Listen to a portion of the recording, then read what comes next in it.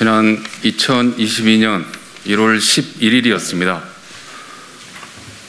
광주 화정동 아이파크 붕괴 사고가 1월 10일 날 오후 3시 46분경에 39층부터 22층까지 붕괴되는 그런 사고가 있었습니다. 그래서 바로 내일이 일주기를 맞이하는 날이고요. 그래서 사전에 저희 건설산업연맹과 민주당 조호섭 의원실이 함께 공동 기자회견을 갖고자 합니다. 1년 전 비극적인 참사로 돌아가신 6분의 명복을 비는 묵상을 함께 갖고 시작할 수 있도록 하겠습니다. 일동 묵념.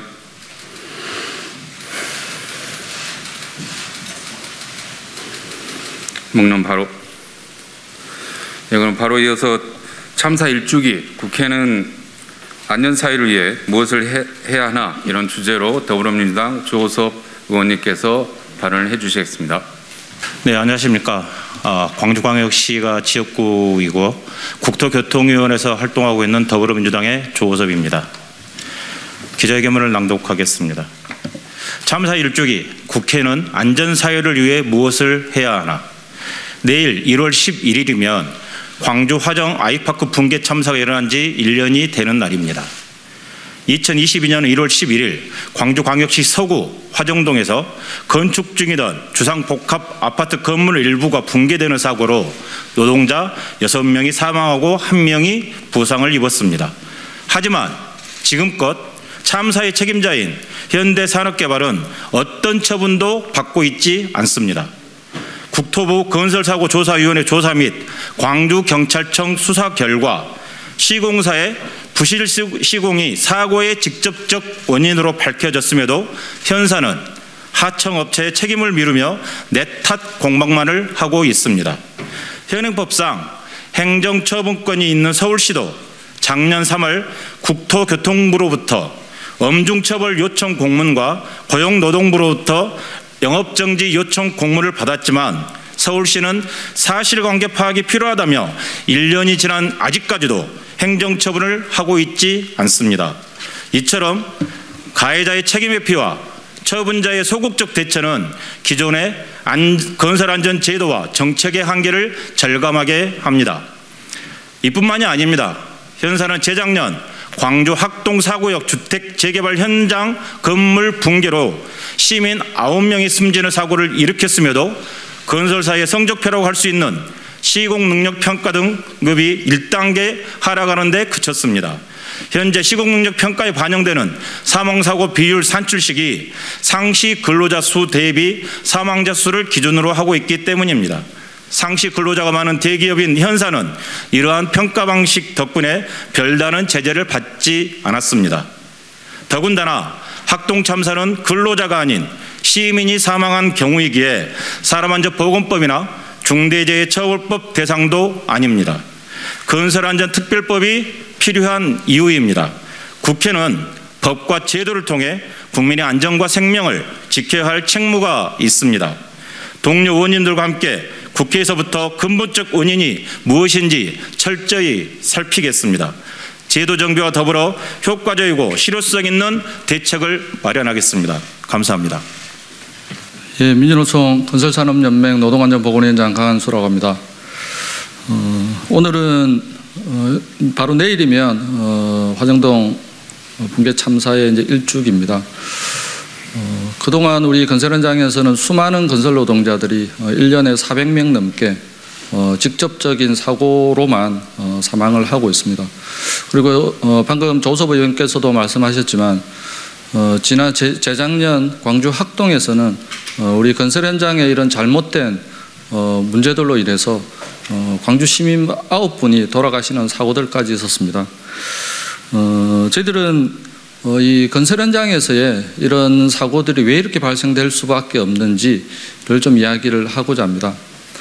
혹자들은 산업안전보건법이 있고 중대재해처벌법이 있는데 왜 또 건설 현장에서는 또다시 특별법인 건설안전특별법을 이야기하느냐라고 합니다. 우리 한번 좀 돌아봤으면 좋을 것 같습니다. 산업안전보건법은 각각의 행위 하나하나를 규제하는 법입니다. 어떻게 보면 건설 현장의 이 구조적인 문제, 건설 현장에 사고가 발생될 수밖에 없는 이런 종합적이고 복합적인 구조적 문제를 내팽개치고 우리 건설 노동자나 아니면 현장에서의 하나하나 행태적인 부분들로만 치부를 하고 있는 게 법을 규정하고 있는 것이 산업안전보건법입니다.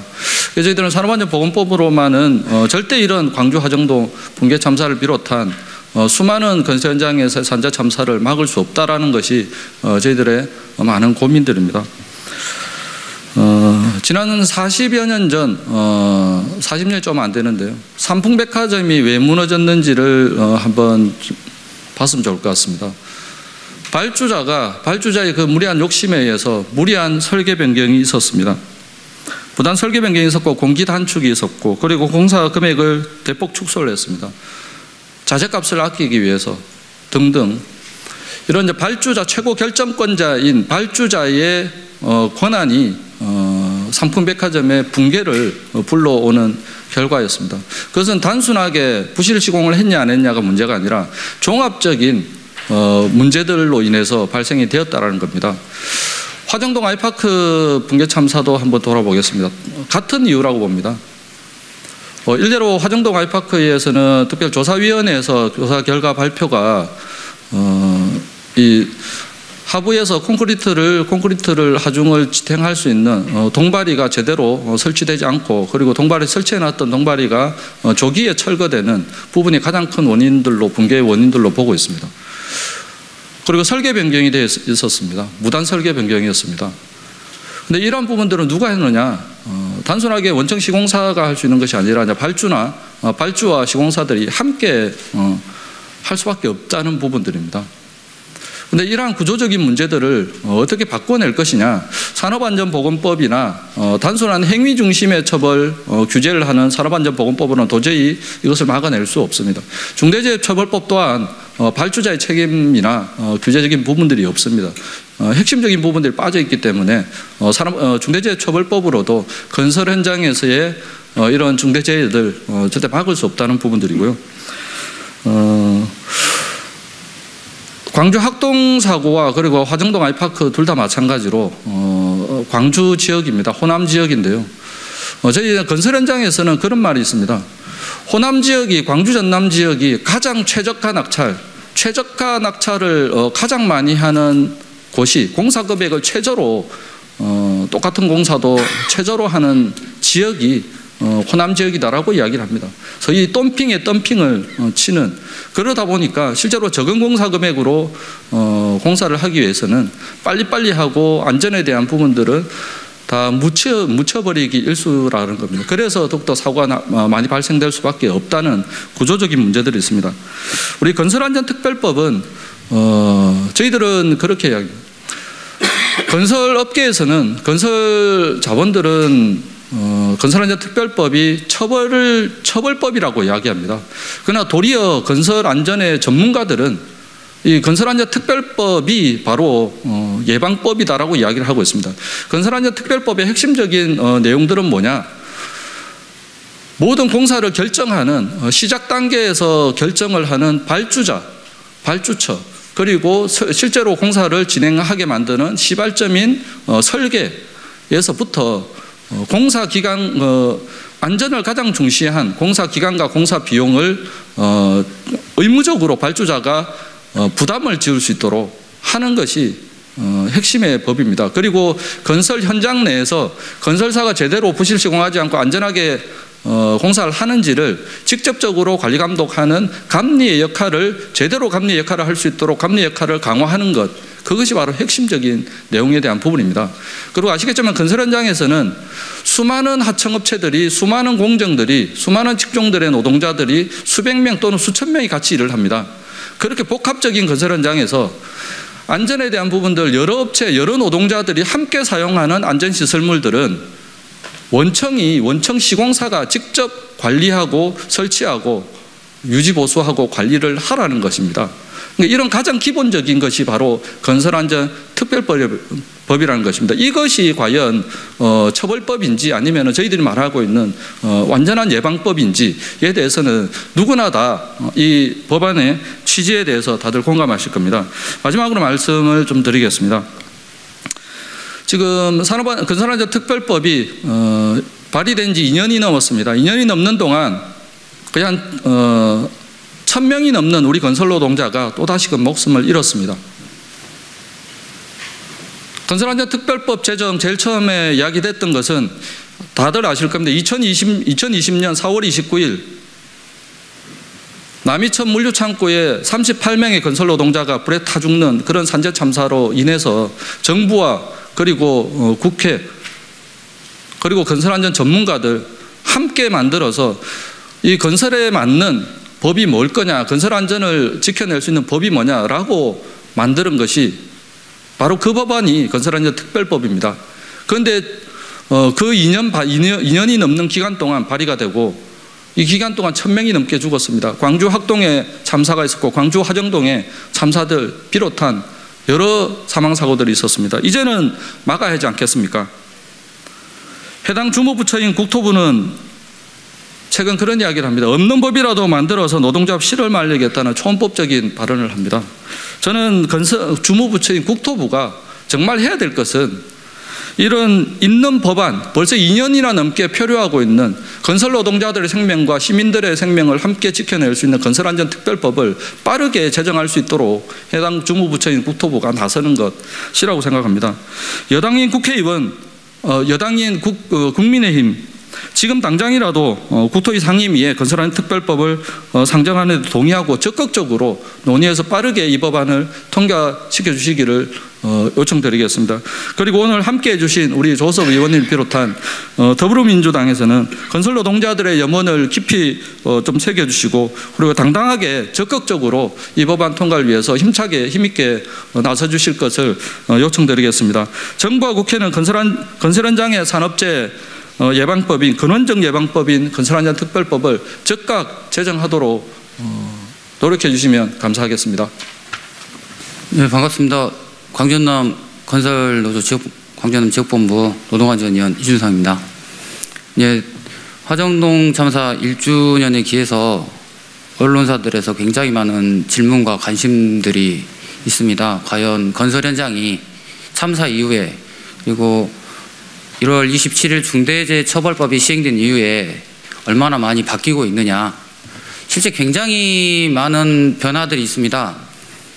추락사고 방지하기 위한 안전고리 체결 문제라든가 난간대 설치 문제, 작업 발판 설치 문제, 심지어는 이런 것들을 노동자들이 제대로 이행하지 않을 경우 현장 퇴출까지 하는 정도의 이런 조치들이 강화되고 있는데, 그렇다면 현장에서 이렇게 안전조치가 강화되는 것이 근본적으로 건설 현장 사고 예방에 도움이 되고 있느냐. 건설 현장의 오래된 관행과 구조를 봤을 때 역설적으로 굉장히 우려스러운 부분들이 현재 발생하고 있는 게 사실입니다. 중대재해가 발생했을 때 항상 꼬리표처럼 따라다니는 논리들이 있죠. 무리한 공사 추진, 안전수칙 위반, 그리고 불법 다단계 하도급. 결국 이 근본 구조를 총체적으로 바뀌기 위해서는 입찰구조, 산업구조가 적정한 공사비용 책정, 적정한 공사기간 설정이 되지 않으면 바뀔 수 없는 게 현실임에도 불구하고 현장에서 안전조치가 강화된 데에 따른 늘어난 공사기간, 공사비용 반영을 위한 어떤 조치들도 취해지지 않고 있습니다. 건설 현장 중대재해가 발생할 때부터 계속하는 얘기가 빨리빨리 안전하게 공사를 진행을 해라라는 현실의 구조에서 안전조치가 강화되면 역설적으로 천천히 빨리빨리 안전하게 일을 해라라는 이런 현장으로 변해가고 있는 상황입니다. 앞서 말씀드렸던 대로 이런 근본적인 구조들이 바뀌기 위해서는 건설안전특별법이 꼭 제정되어서 현장에서 진정으로 건설 노동자들이 더 이상 죽지 않고 다치지 않고 안전하게 일할 수 있는 구조가 생길 수 있는 것은 건설안전특별법 제정밖에 없다라고 생각을 하고요. 예, 이야기 들어주셔서 감사합니다. 건설노조 노동안전보건실장 전재희라고 합니다. 1년 전 1월 11일 HDC 현대산업개발 광주 화정 아이파크 현장에서 벌어졌던 참혹한 일을 기억하고 있습니다. 왜 그 현장 노동자들은 일주일에 한 층씩 아파트를 올려야 했을까요? 왜 동바리를 조기 철거하면서까지 콘크리트 타설을 했었을까요? 노동조합이 보기엔 무리한 속도전에 그 원인이 있다고 보고 있습니다. 그렇다면 이 무리한 속도전이 참사 이후에 달라졌는지 혹은 진전되고 있는지 설문조사를 해보았습니다. 건설노조가 건설노동자 7,543명을 대상으로 설문 통계를 내보았는데요. 보시는 바와 같이 건설사로부터 공기단축에 대한 빨리빨리 속도전에 대해서 강요받느냐는 질문에 지금 55.4%에 해당하는 노동자들이 강요받고 있다고 말씀하고 있습니다. 이 전체 7,543명 중에 70~80% 가까이가 아파트 현장에서 일을 하고 있습니다. 그래서 설문에 답변한 대다수의 노동자들이 지금 그 광주 화정 아이파크와 같은 형태의 노동 환경에 있는 노동자들임을 감안해 봤을 때 시사하는 바가 크다고 할 것입니다. 지금 일하는 현장의 공기가 촉박하다면 어느 정도 늦춰야 하냐고 물어보았습니다. 대체로 30% 정도라고 하시는 답변이 54.7%였고 지금보다 50%라고 하는 답변이 24.8%, 즉 한 70~80%는 대다수의 건설 노동자들은 지금보다 공기를 한 30%에서 50% 정도는 좀 늦춰야 한다라고 밝히고 있는 것입니다. 그래서 건설안전특별법을 노동조합은 주장하고 있습니다. 왜냐하면 건설안전특별법에 공사기간을 적정하게 설계하도록 되어 있기 때문입니다. 그래서 건설 노동자들에게 이런 공사기간을 적절하게 설계해야 하는 법이 어떠냐고 물어보았습니다. 그거에 대해서 88.9%, 거의 뭐 10에 9에 해당하는 노동자들은 필요하다라고 답변을 하고 있는 것이고요. 마지막으로 건설안전특별법 같은 경우에는 발주자가 적정 공사비와 공사기간을 설정하도록 되어 있습니다. 이런 발주자의 역할을 강화하는 건설 현장의 특성을 반영한 법안에 대해서도 지금 85.5%에 해당하는 건설 노동자들이, 즉 대다수의 건설 노동자들이 지금 필요하다라고 밝히고 있는 상황입니다. 하여 우리 건설 노동조합에서는 건설안전특별법 제정을 좀 촉구하고 있는 상황이고요. 오늘 기자회견을 통해서 다시 한번 좀 촉구하는 자리를 갖게 되었습니다. 감사합니다. 외국인 도급팀도 손을 틀고 일주일에 한 층씩 올리며 발생한 HDC 현대산업개발 광주 화성 아이파크 붕괴 참사, 건설안전특별법 없인 재발될 것이다. 산업안전보건법은 안전시설 설치 여부를 놓고 제재하는 법이다. 대개 하청 건설사나 건설노동자나 가실에 초점을 맞춘다. 중대재해처벌법은 은청 사업주의 안전보건관리 체계 구성 여부 등을 물어 중대재해 책임을 지우고 있다. 건설안전특별법은 건설 현장 특성을 반영해 발주자의 역할과 책임을 강조하고 있다. 실상 체제낙찰제로 저가수주하게 되면 빨리 건물을 지어서 한 푼이라도 남기려는 게 자본주의의 속성이다. 건설안전특별법은 발주자가 적정 공사 비용과 공사 기간을 설계해 안전경영을 토대를 마련하는 게 골자다. 현장 건설 노동자들은 무리한 속도전이 참사의 원인이며 무리한 속도전을 방지하는 법, 발주자에게 적정 공기 설계 의무를 부여하는 법 제정이 필요하다고 밝히고 있다. 붕괴 참사는 언제든 재발할 수 있다. 여전히 수많은 재해가 매일같이 벌어지고 있다. 국회는 건설 노동자와 시민의 생명을 살릴 민생법안에 힘을 실을 것을 촉구한다. 국회는 즉각 건설 현장 참사 방지법, 건설안전특별법을 제정하라. 2023년 1월 10일 민주노총 전국건설산업노동조합연맹. 감사합니다.